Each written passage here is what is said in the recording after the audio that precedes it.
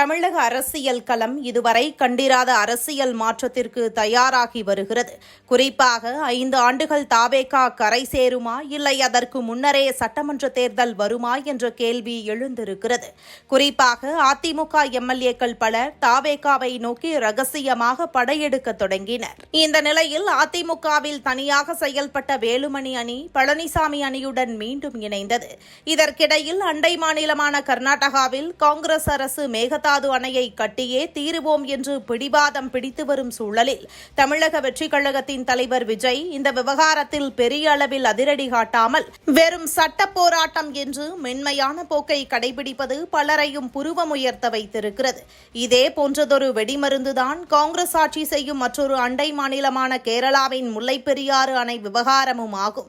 அது எப்போது வேண்டுமானாலும் இரு மாநிலங்களுக்கும் இடையே பூதாகரமாக வெடிக்க காத்திருக்கிறது. இத்தனை காலமும் திமுகவுக்கு பெரும் தலைவலியாகவும் நெருக்கடியாகவும் இருந்த இதே நதிநீர் சிக்கல் இப்போது விஜயின் கதவையும் பலமாக தட்ட தொடங்கியுள்ளது. ஒரு பக்கம் காங்கிரஸை கூட்டணியில் சேர்க்கும் கணக்குகளை போட்டுக்கொண்டு மறுபக்கம் அண்டை மாநில காங்கிரஸ் அரசுகளின் தமிழக விரோத போக்கை எப்படி எதிர்ப்பது என்ற தர்ம சங்கடத்தில் விஜய் சிக்கியிருப்பதால் விரைவில் தமிழகத்தில் பெரும் அரசியல் மாற்றங்களும் புதிய கூட்டணி கணக்குகளும் தலைகீழாக மாறப்போவது மட்டும் உறுதியாகிவிட்டது. இந்த அரசியல் சதுரங்க ஆட்டம் இப்படி பரபரப்பாக நகர்ந்து கொண்டிருக்க எரியும் கொள்ளியில் எண்ணெய் ஊற்றுவது போல அமைந்திருக்கிறது காங்கிரஸ் எம்பி ஜோதிமணியின் அதிரடியான குற்றச்சாட்டு. அதிமுக எம்எல்ஏக்கள் தாவேகாவை நோக்கி ரகசியமாக நகர்வதை தொடர்ந்து காங்கிரஸ் எம்பி ஜோதிமணி நேரடியாகவே தாவேகாவை சாடி சலசலப்பை ஏற்படுத்தியிருக்கிறார். தாவேகா தேர்ந்தெடுக்கும் அனைத்து அரசியல் வழிமுறைகளையும் காங்கிரஸ் கட்சியால் ஒருபோதும் ஆதரிக்க முடியாது என்று அவர் கொளுத்தி போட்டிருக்கும் வார்த்தைகள் தாவேகா மற்றும் காங்கிரஸ் இடையே ஒரு புதிய மோதல் போக்கை உருவாக்கியிருக்கிறது.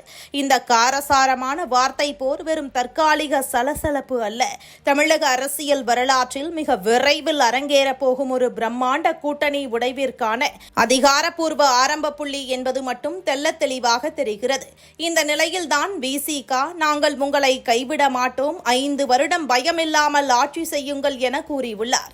எப்படி இருந்தாலும் 2029 கண்டிப்பாக சட்டமன்ற தேர்தல் வரும் என திமுகவினர் சொல்லி வருவது விஜயின் தரப்பிற்கு அதிர்ச்சியை கொடுத்திருக்கிறது.